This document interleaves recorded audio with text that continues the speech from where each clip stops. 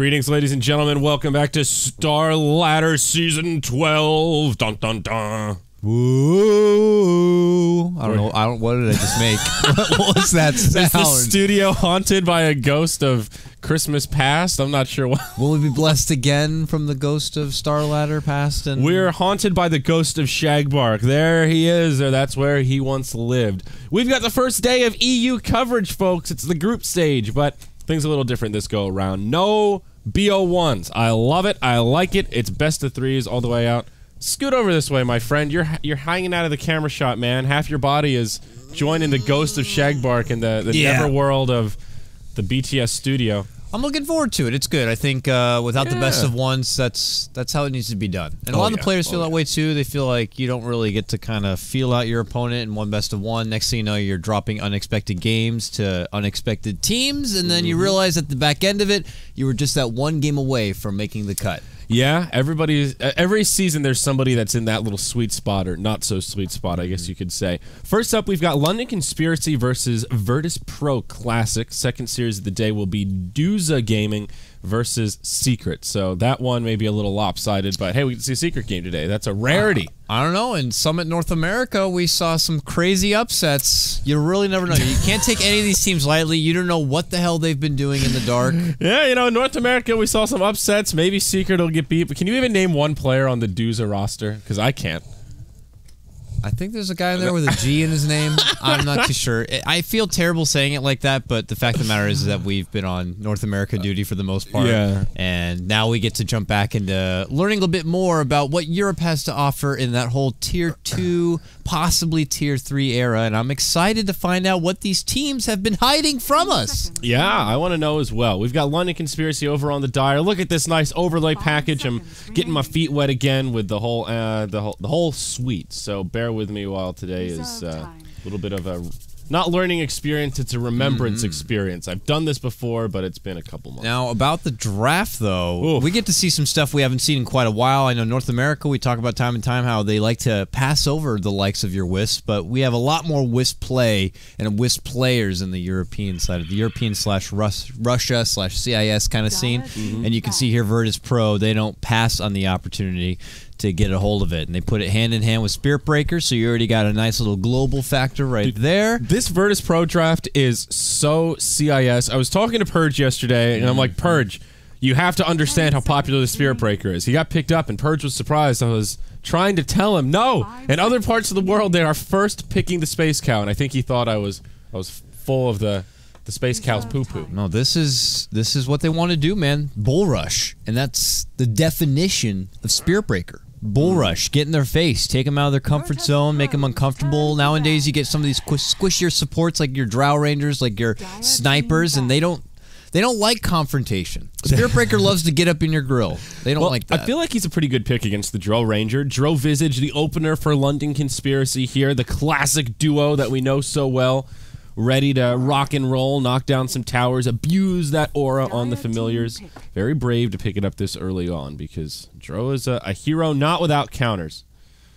And SB, I think one of them. Snipers made it all the way through here. Could be an option. Clockwork is something that bounces out to me. I know they already have Spirit Breaker. I don't know if they like to play the Spirit Breaker usually in the off lane kind of get up, or if they're more of a 4-position Spirit Breaker kind of group. But if they are a 4-position Spirit Breaker kind of a group, they still have the option for that 3-position Clockwork, who works very good as far as cutting across those frontliners to get a hold of the flimsy little Drow. But first and foremost, they also probably need a formidable partner for this Wisp. And more than likely, with the next picking phase coming up, we could see a Tony. We could. Maybe worth mentioning here as well, this is not ticketed yet. I believe the ticket is not in the store. The pretty standard. Your tournament starts. You're still waiting on Valve to get that ticket in there. It shouldn't be the standard, but you're right. Yeah, it is the sad standard. So we have funky tags. It looks like London Conspiracy have one quote-unquote stand-in, and it's a name you'll recognize. Oh, Weehaw over there. No, W33, now that Meepwned is kaput, kicked the bucket. They took him out back, gave him the old Yeller treatment.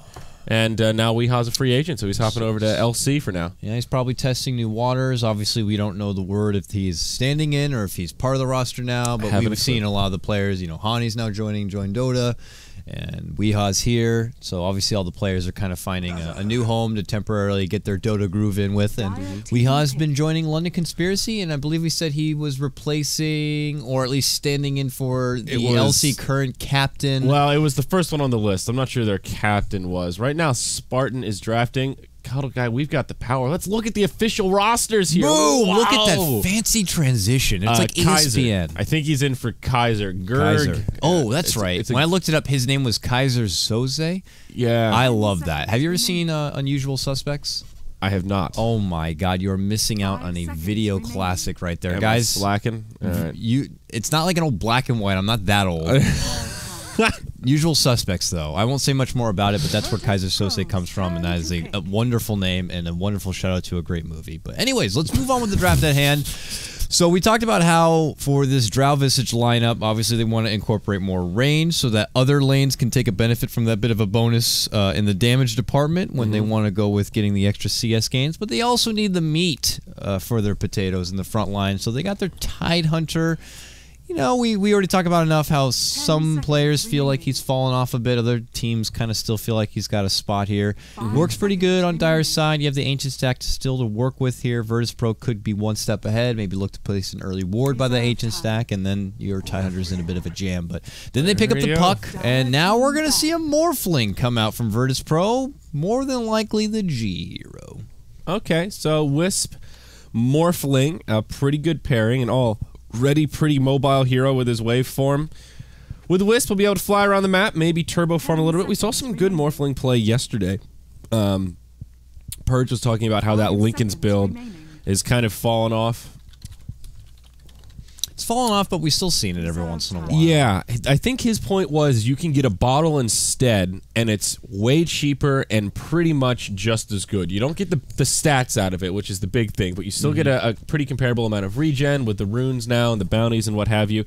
They do have a Wisp, so that might change the state of Morphling wanting to do a little rune control. I haven't seen too many Morphlings go for that bottle build, but Purge was speaking pretty highly of it, so maybe an option here. I know the other players right now who are actually still playing Morph is like Yawar and Pat Soul. Yeah, those are both North American Pat players. Soul was the one that played it yesterday. But they're the ones that are kind of keeping the Morphling fat alive. But it still shows here, and even the European side of things, or at least for the CIS side of things, as Virtus Pro pick it up to round out the draft lineup right now for London Conspiracy. We're going to go a bit defensive here. They get the Abaddon. So an interesting game for the Abaddon. I don't see anything here that he can cleanse. I don't see any big long duration stuns, no Marana arrows. He doesn't benefit from Drow. Yeah, this pick feels a little... I thought they would go with somebody that has some more sustain, like a Witch Doctor here. Perfect for the team fight, great for pushing. Lets you kind of back out, maybe get some arcane boots going. I was going to say, would have been a good pick, but I didn't realize they banned it last. Would have been Earthshaker if they were kind of going with someone who can be a 5 position, be very defensive, have good movement from between the mid lane, the top lane to help out here and there. And of course, Earthshaker's beautiful against a Wisp kind of a lineup, but they're not going to have the benefit of that. So Abaddon has to settle, and it's going to be good old Big Bad Brad back from what felt like a bit of retirement in recent lineup history. Yeah, Virtus Pro, they're just taking it back right now, right? He pulled a Michael Jordan. He took a break, tried another sport, then came on back and realized League of Legends isn't for him. No, certainly not. We'll see how things fare for the Centaur. He is... Oh, man, my mini-map icons, where'd they go? Let's see. They're completely missing, aren't they? Let's see. Did I mistype and make them size 0? Dota Hero size 900. There we go. I think I might have made them size 9. You are a hacker. That's what's happening. Oh, man. Typing all some crazy cheat codes in there. Whoa. So yeah, Centaur, great against the Drow Ranger, though. Stampede, Blink Dagger, great to try and close the gap. No doubt about that. For the Abaddon, maybe they just wanted some kind of a support that can also double as a frontliner. They don't really have a lot of meat to go in the front. They'll need the Tidehunter to kind of stay in the back a little bit to actually get the initiations, or really the counter initiations, I guess is what it is as I bust through. You know, I'm about to get my own config file and start putting it on the computers too, so you know how it feels like to log into a computer, have somebody else's settings there, listen, ready to rock and roll. If you want to take the extra 2 minutes and pre-prep with a config file like most people probably should, then have at it, man. You are the only one in the house that uses a config file, sir. How does that make you feel? It makes me feel good. It feels like I'm warmed up and ready for some Makes Dota. you feel like a real person. You got your customized settings here, but you got your gunners. You're gonna get in the zone and the gunners. No, I'm not going that hardcore. But I can't get over it. I have a reputation. They're such a cool thing, but they just look so like, yeah, it's the guy that's wearing gunners. Sorry, Toffees, I love you, but the gunners are just not doing you any justice. Okay, enough flames. One bounty rune apiece. EO gets one. Visage gets the other. Happy supports this go around. Let's look at some rosters here. You can take Virtus Pro, Dakota. I'll give you the easy one. Let's see what they're up to. So here. Virtus Pro Radiant side, like you said, Jotum's able to snag up an early rune on his Wisp, so the bottle is already going to be en route. So that is a huge bonus start to him. He's already going to be accompanying G, who's going to be playing your mid lane Warfling. Not your usual Wisp partner, but they definitely have experience working with each other, and he's going to have the aid and defense of your Wisp nearby. Top lane, it's going to be Sadoy playing your off lane Spirit Breaker, and along the bottom for Virtus Pro, we got 633 or BZZ, who's going to be playing your Centaur, and Zyori, you might have to help me out here. I think it's Yol. Yol going to be playing U_U. Yeah, that's his default goofy name there. Dire side, we've got London Conspiracy, the team known for besting Alliance about a month ago, and they've been kind of on the rise ever since. We've got Relax with the triple X's here on the Tidehunter on the off lane. It's going to be Weeha in the mid. Their new addition / stand-in here on the Fairy Dragon Puck up top. 224 on the Visage. Not sure which one of the players this is, but I think it is somebody on their team with a silly tag. Spartan, their drafter on the Abaddon. That leaves Madara in the 1 here on the Dro Ranger. Who did I say 224 was? I believe it's Skanks. Skanks is playing as 224. I believe it's his proper team name, but like you said, with the whole ticket situation, it's tricky. It's the players couldn't put on their jerseys for this one, unfortunately. But hey, Sadoy eating a bit of punishment in his off lane, but that's expected. He came in this lane with 6 tangos and 1 salve. The salve he already had to use. He gets a couple of sweet bash loves right there onto Skanks, forcing your Visage back, but he's just going to try to stick close enough to at least get some early XP gains. Yeah. You know, I have to say, Dakota, casting with Purge is a great experience because I learn a lot as a caster. As opposed to me, yeah. He can't help but just fill you full with knowledge. And, you know, I never realized Greater Bash does all magical damage. BKB really shuts down the Spirit Breaker. You usually think of him as, wow, he's going to be able to bash through BKBs. This is great, but he doesn't do any damage. Did you ever realize that? Because I didn't connect those dots until yesterday. And that made me wonder about the Spirit Breaker and how much magic damage he truly does. It's true. He still works good at being able to break that front line, though, and get to Drow. It could force Drow into a BKB kind of a buildup, which puts her 1 step away from getting the extra bits of damage. So, you know, you kind of have that kind of inner struggle between how you really want to itemize for this game and what's going to be more important. Because we already saw before in recent history, Drows, when they don't get the job done, when they don't take their objectives, they can tend to fall off pretty hard. But it's at that pre-30-minute period that they're hoping to at least breach, take down tier 1s, and possibly start adding pressure into the high ground by that 30-minute mark. Yeah. No, absolutely. Both off-laners in a similar state of struggle here. Tidehunter and Spirit Breaker both at the early part of level 3, and both with 0 CS out of the gate. So, at least finding that baseline of XP, Spirit Breaker has the 1-1-1 going on and could start to move around the map if he's so inclined. But the way Sadoy plays this is usually just be a nuisance in the lane, leech XP until about level 6. And that'll be when he starts moving around. Same deal for Relax, though. He does have the option to find some recovery farm if he wants to stack up the Ancient. Still no stacks there, but at least... oh, an interesting build from the Tide, actually. Not going second point in Anchor Smash. He gets that first point in Gush. Mid lane? Yeah. Weeha's fine. Puck's one of the hardest to make a jump on. Whether you're ganking or whether you're trying to engage like that, it's not going to be easy, and you're not going with your Wisp Tiny, so you don't have quite the stun you normally would like to have to be able to lock down the little fairy, so it's just more harassment. Wisp, though, has been getting some good levels, splitting this dual lane up at level 3 right now and looking to already scout out the 4-minute rune, though the benefit, as Puck is going to fall behind on CS, is pushing ahead in XP, almost level 5 to Morphling's level 4, but the rune top lane going to be quickly snagged up. Abaddon, though, it's a 3-on-1 as they turn it onto him, leading it in with a charge. Shield, sidestep, meanwhile, it's going to be Jotum getting the first blood on the bottom. We won't stop here, though. Abaddon trying to to get away, runs towards his buddy Skanks to help him out, but the haste rune's been popped, and G is out for blood. He's got a Shield's there, and he waveforms past that shield, gets deny. away. Soul Assumption going to be there, but the deny. As Abaddon gets off the miscoil there at the end, Nicely he takes played. his own life, and they head on back. It's Virtus Pro, though, taking down 2 all day. Yeah, great for Virtus Pro all around. A little unfortunate for G, but still forces out a deny on the Abaddon. The big kill, I caught the beginning of it, was on Relax. It actually started with BZZ whiffing a hoof stomp in the tree line here, and it looked like the Tide would get away, but Wisp rotated down. That extra bit of movement speed was all Big Brad needed to clippity-clop down the lane, catch up with the Watermelon, and chop him up for a nice fruity breakfast there. Well played by VP, and it was the Wisp that actually drew the first blood. So now Jottam. He's got boots, bottle, some wards, and that's a happy ball of energy there. It's a good, really early boost. Wisp just needs to get to that level 6. That's when things can get a bit exciting. The Morphling's not one to really be jumping around the map with Wisp to try to make plays happen. So I'm curious to see that once he starts getting his level 6 together. Oh, he barely lives. 75 HP as he charges away, but Abaddon's there. Okay, good heads-up play from Spartan to try and intercept. But well played by Sidoi. Does live.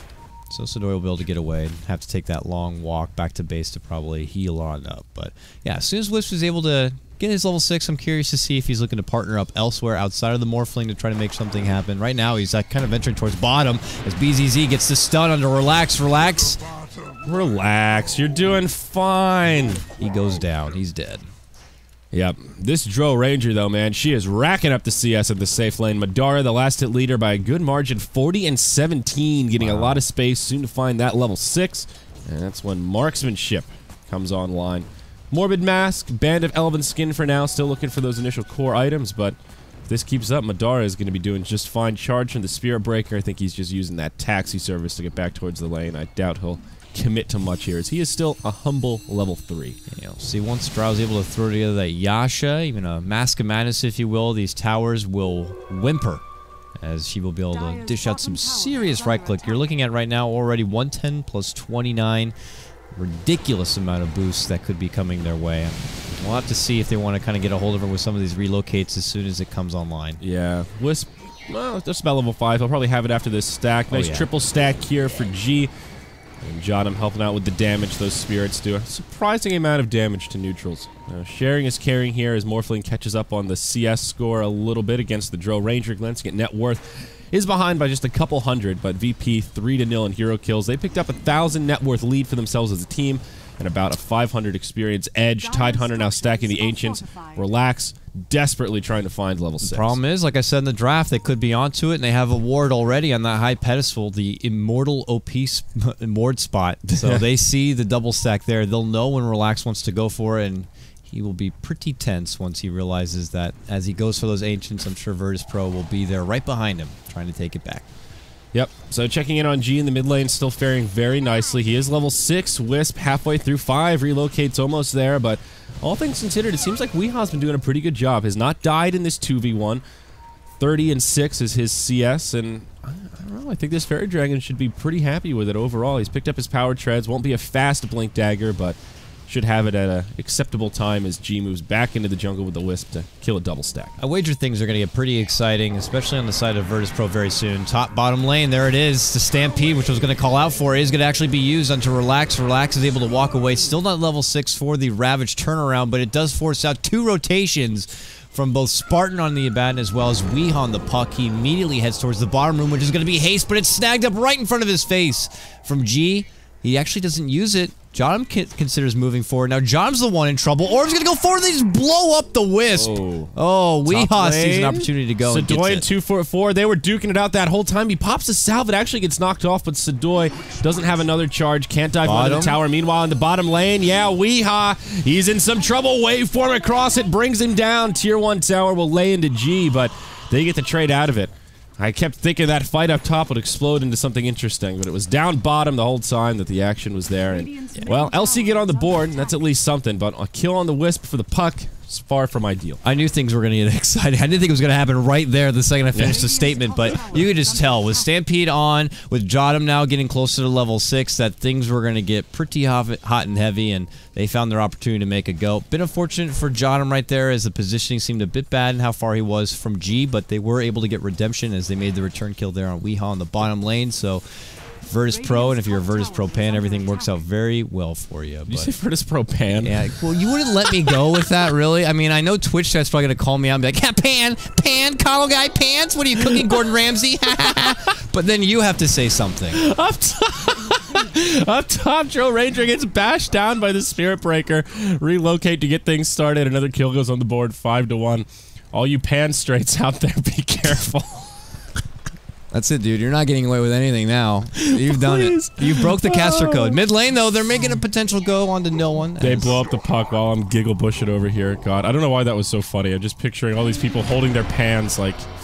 Uh-oh, up top, another charge on the 2-2-4. There is another strike now. That last fight did ding Sadoy's level 6, but he's respecting the Abaddon nearby. Will not chew on the bait, and he does just back up. Right, this is when Sadoy will start to get a lot more active. Expect to see some charges cruising around that map, KotlGuy. Yeah, that's what we got a quota to meet here. We got a tempo to keep, got space we want to create here, galaxies to build up so that this Morphling could really be a nuisance later on, who is being a nuisance right now under Invis, scouting out Madara. Ooh. Charge is already there. This is Madara. Scary. Mask of Madness. If she uses this to try to farm, she pops the mom. That'll be an easy kill. Boom, boom. It's like a free orchid right there. Morphling says, yeah, thank you. Good afternoon, good evening, and good night. Well, you're calling out for some charges, and there they are. Sadoy's able to get it done. Of all the people to take down, they get a hold of Drow. Just good scouting, good intel gain right there from your Morphling. Weehaw scouting out mid, has Coil at the ready, but a team to back him up, different question right now. But there's going to be the charge. Weehaw should be able to avoid it with the orb. Nicely done. They immediately move on forward and away, and, well... Centaur shows up. Hello. All of a sudden, VP've got a 4-man squad in the mid lane. They'll move into this tier 1 tower. Tide does have a Ravage. Of course, no Blink Dagger yet. Getting in the right position to try and ravage this will certainly be tricky.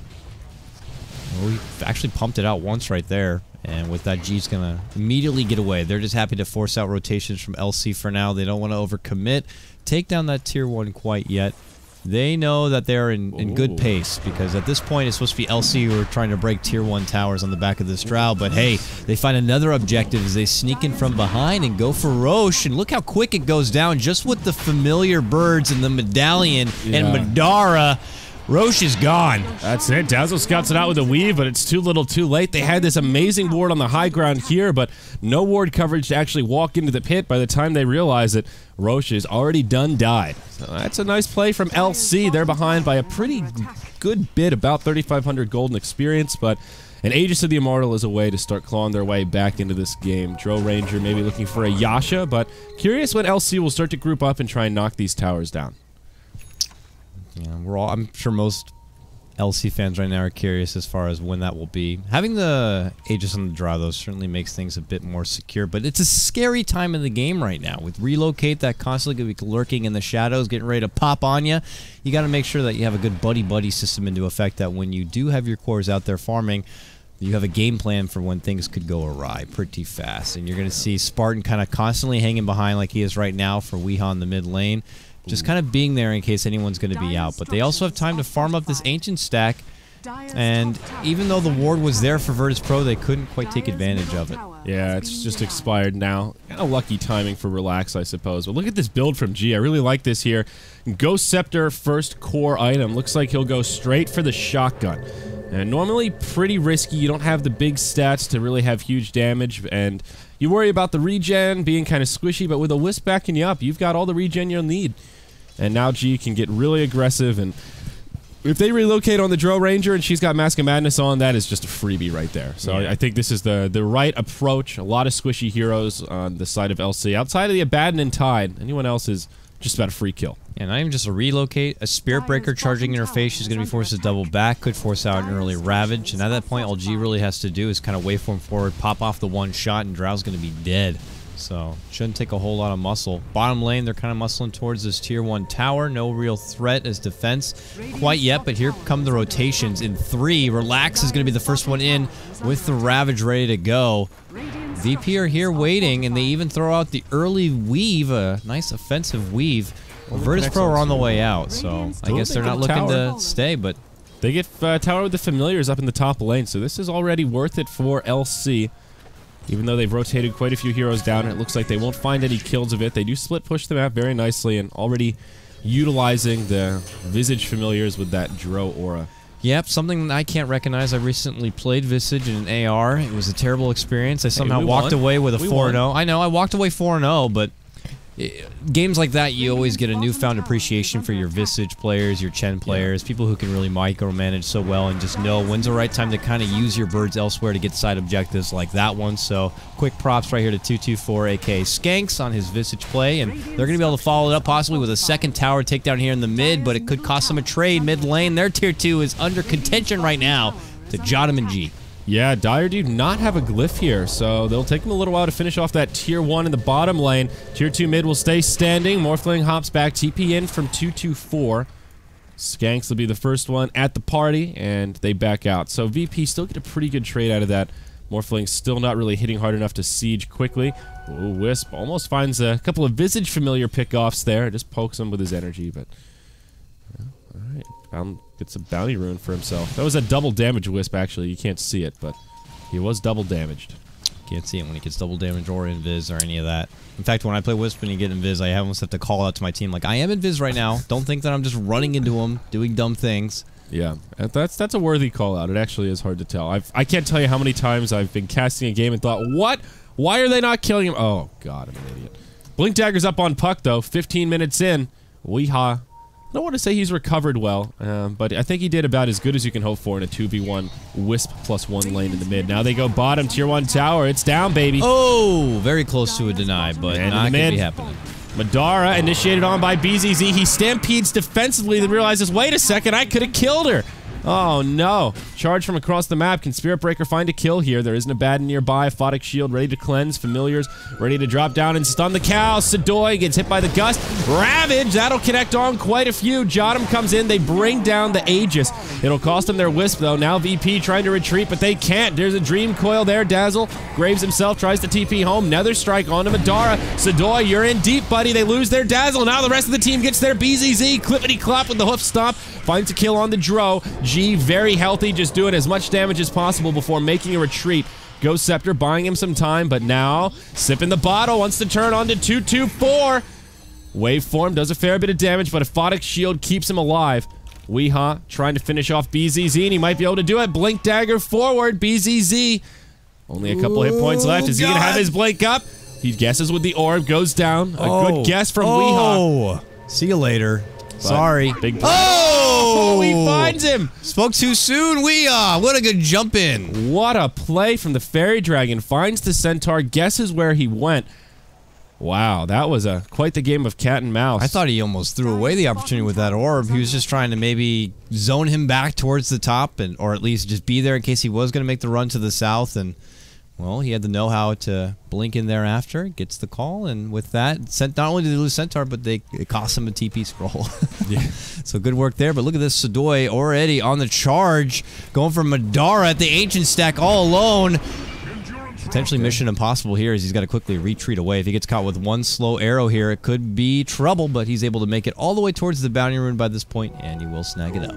Alright, so Shotgun is now online for the Morphling. Yeah, he's got that E-Blade ready to rock and roll. Only 1 point in the adaptive strike, but still ready to do some big damage. Sadoy getting crazy again. Relocate towards the mid. They're going in onto Skanks, but Sadoy can't even ult. He gets silenced by the drone. Now she gets blown up. There's that E-Blade debut. Stampede forward. BZZ comes charging in. Visage gets stunned up, double-edged, and brought down. A 1 for 2 to get things started. LC on the back foot. It's not done yet. G goes cruising in. There's your borrowed time.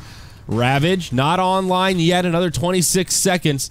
And they will repel the Morphling, but a great fight for the Radiant. Up top, Puck ready and waiting for the Wisp return. It ends up being a 2 for 2. Still, I think, a good trade for VP. They bring down the Dro Ranger, but not that clean fight they were hoping for. Hard game for the little Archer as she's now 0-4-2. You can just feel it that as if they threw together this Abaddon pick so that they'd have some sort of defense at this point in the game. But that's just not enough. They're able to easily relocate in, get a hold of the Drow, and get her executed on call. So with that, 10-7 your advantage right now for Virtus Pro. And for LC, it looks like they're just trying to wait a bit and see if they can try to pull this one back, but they still have a couple of towers to even break through, and they're probably not at the quota they'd like to be at this point in the game. Virtus Pro will continue to get a bit stronger as each minute passes. And the shotgun already being complete. One Blade of Alacrity already on hand. Probably at least Yasha to come on hold with a potential future for a Manta on G. Yeah, I do worry for this LC lineup, though, as we get closer to the mid-game. They still haven't quite hit their peak, but they still haven't done much in the way of objectives like you're talking about. And well, Drill Ranger, not really known for her late-game hard carry potential, more the momentum that she can get and the real nuisance she can be as a split pusher, especially in that mid-game when you're right around this point, you get that level 2 marksmanship, you've got a Yasha, and you hit disproportionately hard relative to other carries that are still trying to come online, like this Morphling. Although he's got a Yasha now, and he's quickly getting to that point where you do not want to have a man fight, especially not as a pretty lady like the Drill Ranger. LC need to start trying to knock down these towers, get some objectives. Maybe next Roche will be their play, but oh boy, that's a maximum respawn on Roshan. So if that's what they've been waiting for, will not be on the side of, or luck will not be on the side of LC today. It just feels like by the body language that LC are putting out there, it's a bit of confusion here. They're trying to press towards the mid lane. They would have loved to bring down that mid tier 1 tower so that they were to go for the Roche. They could feel a bit more comfortable. They already wiped up the tier 1 bottom. But having less options for Virtus Pro to rotate in outside of a relocate and defend or contest the Roche would be much better. But because Virtus Pro are able to kind of get side objectives and add pressure on the top lane, they kind of were like, do we go defend? Do we stay here? And they've been kind of running around the map as it is right now, not being able to commit really on top of anything. And this is where Puck is trying to create the space. Now with Blink Dagger on hand, would love to get things set up, but LC are kind of more on the defensive. They're going to give another good old college try, though, towards the mid lane and trying to take down this tier 1 tower. All right, well, Morphling gets the tier 1 tower top, so even if this goes down, they've still traded 1 for 1. This one a little more important, though. Your big access point is the Radiant to get towards the Roche pit is definitely, especially given that their tier 1 bottom has gone down. They will glyph it. Relocate is available. BZZ nearby with his Force Staff up. Blink Dagger at the ready. They may have a play here. They don't go for it. They let the tower die, and instead are happy with the space Morphling's found in the top lane to pressure this tier 2. But here's the rotation. LC moving on up. They gotta get out quick. You got tied with a Blink. Ready to go. Blink Ravage. That's probably why they didn't want to make the jump on the mid lane, seeing that Relax has that Blink ready to go. Instead, top, they just move in, they clear out the wave, and they move on to the next step, whatever that may be. Now with all 3 tier 1s being taken down, I'm sure they got a close eye on the Roche as far as when it will spawn, and LC will try to make a sneaky play in there to get it done without Virtus Pro really knowing what the hell is actually happening right now. But Sadoy is constantly going to be on watch, currently scouting out this bottom lane and maybe an opportunity to make a go on Madara, but a little too close to the tower. Rotations could come, and it wouldn't be an easy grab. He's about 900 gold from his BKB. That'll make the Spirit Breaker's life a lot easier. He can charge the drone, not have to worry about Gust, even once it gets down to 5 seconds. He just needs to be able to charge in, get off the Nether Strike, and then walk out. That's basically all the SB wants to do in these fights. And that lockdown should be enough for some follow-up damage to kill the squishies. Up top, we saw G going for an attempt under the tower. Won't find it on the Puck, and now him and Wisp will just back out. They even get the oh, never mind. Thought I heard the Stampede noise. They'll get a bounty rune put in the bottle here, and G will just continue the farming. Ooh, they're going to bump into Tidehunter. He's got a Blink, heads back to safety. All right, it's a bit of a farm fest here as we move into this mid-game. Dro waiting for her BKB as well. Got a 224 Skank's Visage, who's getting pretty close to an Agnum Scepter. Now about 500 gold away from having it all complete. And then the damage gets pretty scary. Wow. If LC are able to kind of bring in a good team fight, they would be able to clear out some towers pretty quick. To make that a lot easier, though, would be going for Roche first and foremost. And it shouldn't take a whole lot of effort here. Just having the bit of a space to go for, which it seems like it could be the case right now. Speaking of space, the cow's in some trouble, but that Centaur comes in, about to drop Weehaw. He'll get off the Yule, Stampede, relocate in. The Wisp not going to be able to find the Fairy Dragon, but Morphling does. Now the Ravage comes out, finishes off the Wisp. G silenced, in some trouble, can't start morphing. BZZ trying to make some space for him. Now Sadoy comes in, but the Morphling's already down. They get the Drill Ranger. Now they focus onto the Visage, but he's just too damn tanky. LC Spartan with the Mist Coils and the Aphotic Shields. Sadoy, Grave, TP out. It'll be a 2 for 2. VP, well, they kill 2 cores, lose a support in one of their cores. I think a good fight for them, but still a break even. Yeah. And it's a good defense from LC, putting up a good fight. Both teams lose their precious damage-dealing cores, otherwise the more profitable team could have moved into the pit as a good follow-up. LC, though, Probably once Drow gets back, they could try to beeline it towards that pit, but I'm sure it's something Virtus Pro thinking about mid lane. There's going to be the charge onto Spartan. Sudoi just doing a bit of harassment, but the follow-up from BZZ gets the dunk, gets the chop, gets the kill, and now Relax looks to interject, moves on forward. 224 could be in trouble. Yule's oh, the Soul Assumption not going to connect because of it, but the bashes are coming through onto 224. There's another one there at the end. Meanwhile, BZZ could be taken down from Weehaw, will be taken down. And it looks like 224 is going to be able to make it away scot-free. But here comes Madara back from the dead. Pressures this mid lane, and they will push it back. Wow. Nicely done by LC. Yeah. I thought that was really looking bad for them.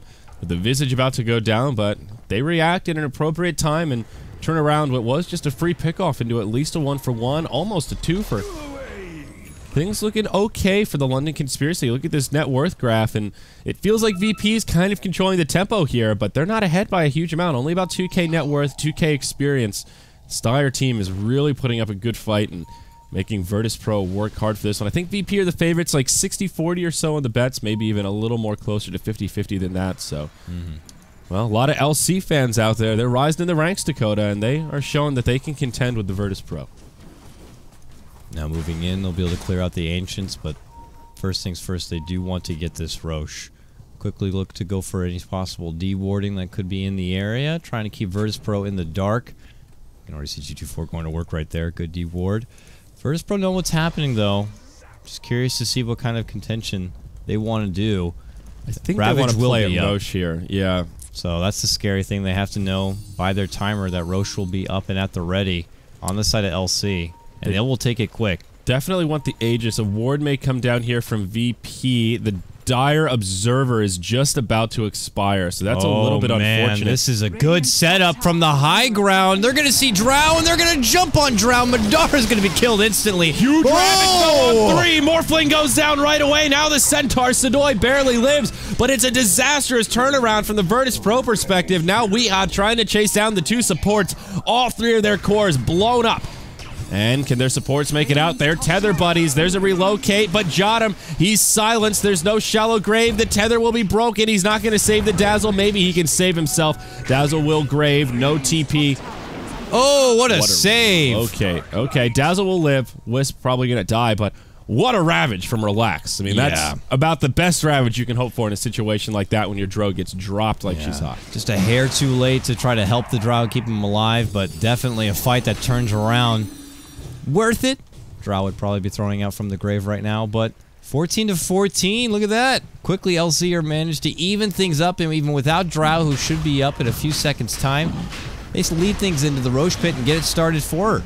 And so with that, LC take control back in this game. Your top of the net worth still belongs to G, but the momentum of this game has quickly shifted the other way. VP want to contest this, and I think they'll get here in time. You look at their vision. Spirit Breaker goes charging in, doesn't see quite how low Roche is. They can't get there in time. Now they're initiating at the worst time possible, but there's no Ravage. Puck gets bursted down first. Aegis of the Immortal goes to the Drow Ranger.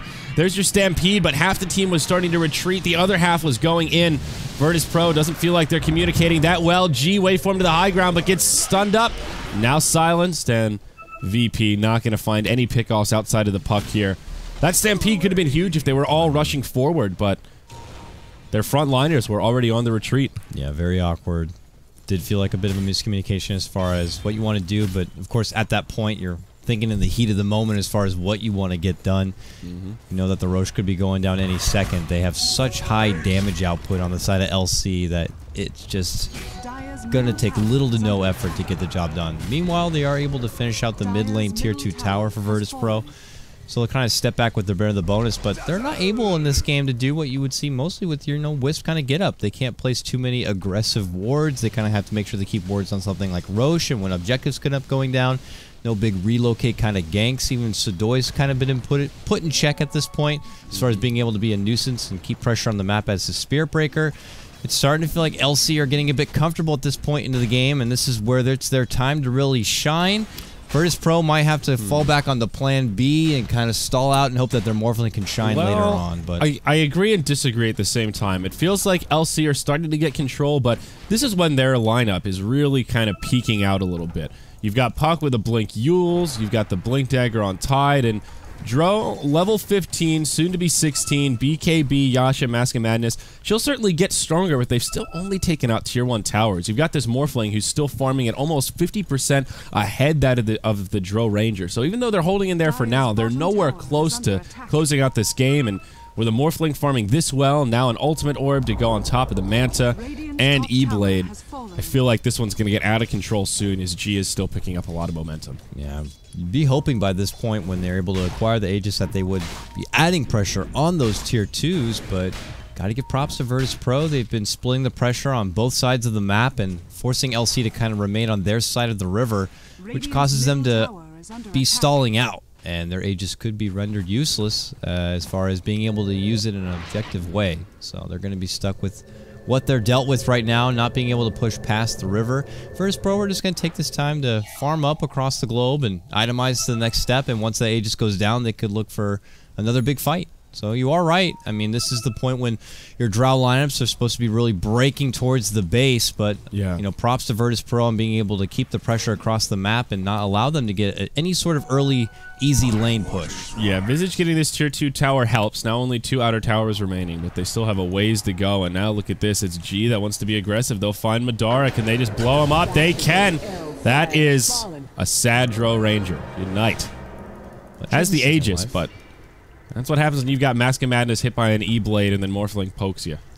Yeah, she picks up a blink quickly after. Factoring in that positioning is going to be the utmost importance right here for your Drow, in the same sense like a sniper.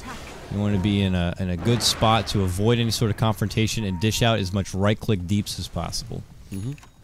I like this build here. Very good for the Dro to stay mobile and have a way to not only get into the fight, but also disengage if you catch wind of a Spirit Breaker charging him. Maybe you can make it back, make some space for your Gust, bait out his BKB, all sorts of fun stuff you can do. Item progression on other heroes here. Weeha, he's got an Ultimate Orb, probably a Scythe on the puck, but still very far away. Visage, either an Assault Cross or a Shiva is on the way for him. Abaddon has picked up a gem, so Spartan looking for some map control, and Tide, well, he wants a refresher. Oblivion Staff, 2,500 gold. Not as far away as you might think. Relax is getting close to that double Ravage point. On the other side for items, you have your Dazzle with a Midas. So he's playing the catch-up Midas kind of a game right now. Not something you see very often, but he is pretty dang farmed. I mean, he already has a Force, he has a Gem, Medallion, which is just kind of your basic tool belt for Dazzle, and you'd be happy with finishing the game with that. Yeah. But he's got a Midas, so he can look to take it to the next level, and I'm going to be curious as far as what he goes from here to help. Yeah, you really don't see it on this support very often. It's more like the Ancient Apparition types that, you know, just want to get the Ags that really have trouble farming. Dazzle does struggle to farm a little bit. Shadow Wave is a great way to push out lanes and nuke waves, but usually you're giving that farm to your carries and cores. So I think it does make some sense. He is a support that really needs XP, benefits a lot from all the levels.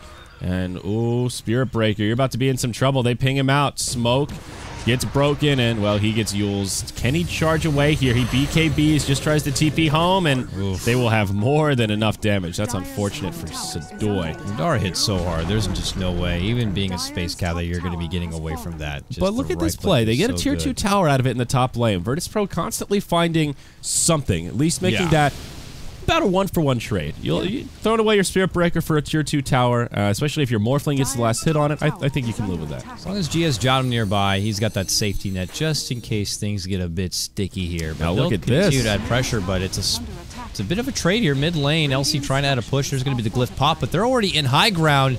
And the tier 3, they are not in position here. There's no Glyph. This is scary. This is why you can't just blindly Glyph a tier 2 tower push. Now G on the retreat. Dream Coil comes out. They'll both break the tether. Weehaw comes forward. Silence on G. There's your Stampede to disengage, but he gets caught by the Yules. Big Brag going to be left behind. That's a BKB from Madara.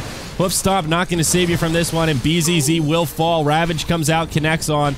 Couple of illusions. Okay. Yeah. Tries to make a jump. I mean, I guess that was a nice little bait there from Jottam with his bottled up illusion, just kind of lingers one wisp illusion back behind, and sure enough, Relax takes the bait, jumps on forward, thinks he's going to get a catch on him, maybe even the Morphling, but it ends up being welcomed by a pesky little illusion. So Ravage going to be down, even though they were able to bring down BZZ, they lose a tier 3 tower on the top lane. Yules is there able to get a catch here onto Dazzle. That's a bad position for your Dazzle to be in.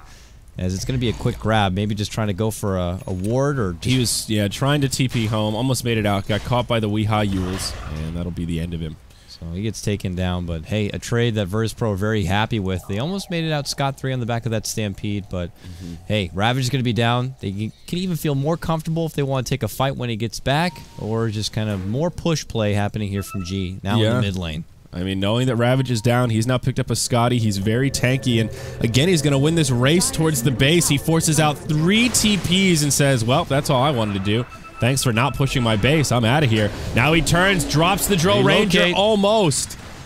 Oh my, Dro barely lives with a sliver of hit points. Wisp. No Ravage. They know where he is now. He pops back in with G, makes the dive on through the wave, but John's going to be one that's focus fired right now, and he will be left behind. A quick jump forward from Puck is going to finish him off, and Morphling says, sorry, buddy. Thank you for the save. See you later. I do like that play, though. You bring the Morphling back, he puts a replicate in the base. At least there's a chance that maybe you can find a kill. Maybe the Wisp doesn't die for nothing. If it backfires, you know the Morphling can almost assuredly get back to the base. So, kind of a no-loss play, except for that short cooldown on the replicate. With no Ravage and, you know, maybe Weehaw would be able to lock him in place with a silence, but outside of that, there might not be enough stun to keep him there without Ravage. So he feels pretty secure, can kind of, help poke a bit, but if things go bad, he's like, sorry, Wisp, see you later, heads back to base to his replicate. And here's a scary rune. Double damage on this Morphling with a Scotty Manta E-Blade. If he can do some work here. Fortunately for him, LC are nowhere nearby, and he'll just waveform into the lane and go up to farming. Well, LC hanging in there. Let's check in on the graphs, and, well, net worth zeroed out. Experience going the way of LC, but again, I have this feeling like they're not really controlling this game. They're finding pickoffs, they're getting okay trades, but they're still a long way from securing a win, and it still feels like they don't have a great way to deal with this Morphling. Gust is kind of their only tool to lock him down. I guess you've got the Waning Rift as well, but it still feels like G is kind of controlling the show in these fights. Comes in, whoa, wants the puck, but phase shift is there. Oh, don't overextend and get too greedy. Blink forward, Gush, silence in place, follow-up silence going to be there from Weehaw Orb. Not going to quite connect, but they got the coil. But yeah, he just kind of takes in the damage and relocates out of there. See ya. And you're going to have now a coil on cooldown at this point for LC, and they lose a Rax top lane.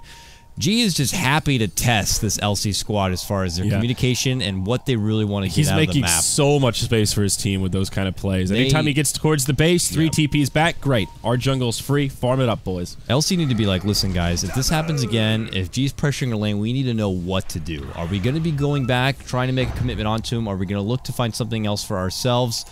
It's an awkward position to be in that you're not always in a Dota match, especially when you're playing a lot of these pubs rather, and you don't have these cores that are able to easily kind of put the team on their back and make split objectives like you see G doing.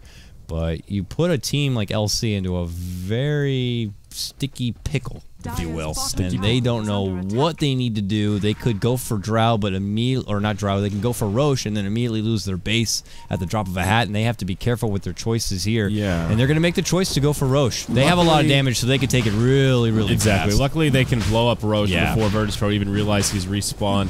Very unfortunate. Dazzle's in the pit playing with that familiar, and Roche spawned like a second after the Dazzle walked out of the pit. So that is Roche 3. Aegis and Cheese come down. Cheese goes to Weehaw, I believe. Yep. And the Aegis, of course, goes to the Dro Ranger. So that will keep London Conspiracy in this game a little bit longer. Morphling just pressing forward with his illusions, chipping at the melee barracks, and forcing them to stay kind of contained in this section of the map here. Relocate down bottom. Just want to try to get a quick tier 2, it would appear, but there we go. Jump on forward. Weehaw's going to be first on the scene. Going to throw out the adaptive strike, which he will quickly sidestep, and gets healed up, but the shotgun moves on to Abaddon, and the borrowed time not going to be triggered from it. Yules is going to be popping on to G. G's going to be silenced up. Soul Assumption there, but he is very, very tanky. Just takes the damage and replicates on out of there. They do lose Jotum, though, from that relocate on the way back. The Wisp just dies to the collateral there. That was just AoE damage. Just ends up kind of getting picked off in the fray. Unfortunate for Virtus.pro. I think if you're VP, you can take the next 4 or 5 minutes and just try and play defensive. Wait out that Aegis, farm it up. If they push, certainly defend. Maybe look for a rat play, but outside of that, there's no reason to force a fight right now, and you know they have Aegis Cheese. Relax. has his refresher orb. And a Hex is up on the puck. Some big items coming out for London Conspiracy here. This feels like it could be one of their final peaks in the game. You got Drow with lots of items, gotten the positional Blink Dagger ready to go. You got your relaxed Tidehunter now with two Ravages at your ready. They draw on that top lane. They are ready. They want high ground. This is it. If they go at this and they don't get a lot done, it could just be the what's to come for the rest of the game. Virtus Pro would just be able to slowly swallow them up and just take away the game. Oh, they get the jump on the relax. Look at the damage already. That's one shotgun blast, and he's able to safely get out of there. And that's the tankiest member of their team, I guess, outside of the Abaddon with his borrowed time, but just showing off how much DPS he can actually put out. At least Dro is itemized appropriately, though. BKB Manta has given her some extra HP. Spirit Breaker gets a tier 2 in the bottom lane. The split push continues as LC grouped up as 5, looking for the right angle to try and take a fight. Looking at vision, they don't have a hell of a lot towards the high ground, and right now they're just kind of stalemated out while Spirit Breaker pushes their tier 3. His split pushing power, not a huge threat, but does force out a glyph, and they need to get decisive here. Do they force this fight at the base? Do they TP back? They need to do something. Want to push. They're like, we gotta push. We have double Ravage. We have an Aegis. We can't be forced back to go for a defense. Otherwise, we're not going to be getting anything done. Oh, this They're just sitting here and is costing and their them tier so 3 is much. gonna go down. They are stuck. Like, what do we do? They finally commit the Visage at least to the top. Maybe they feel like the birds are more than enough in the lane, and maybe a Visage shows himself. Yeah, but it's he enough left to the keep birds. him away. Yeah, okay. So he left the birds for the push, but Sonoy's like, oh, it's just a bird, and they go top lane to finish off the set of racks. What a heads-up play, but the Ravage is going to be there. There's one. So can we get the second one for G? But no, even if they commit it now, G's going to get what he wants, and they won't be able to finish him off. In fact, G's the one to turn it on the Tide and take him down. He gets a double kill for G. Yeah, I'm watching a slideshow here. Looks like, me too. I don't know if it's just our connection to the server or what, but, oh, Madara, double damage rune, squares up with G, but goes down. That's the Aegis. Now BZZ comes in, force staff forward, hoof stomp at the ready. He connects. Madara with nowhere to go, gets locked in place, and this pop-up book of a Dota game is looking damn good. G ends the spree, and it's looking like Virtus Pro have bust this game wide open here. I'd love to reconnect, but I'm afraid of missing the game-winning fight as this LC base is starting to look to be in shambles. The last couple times I've seen this, it's just been a bit of an internet hiccup, and it should be back in a moment. We're not dropping frames, so it is Dota-related, not our net. But sorry about this, folks.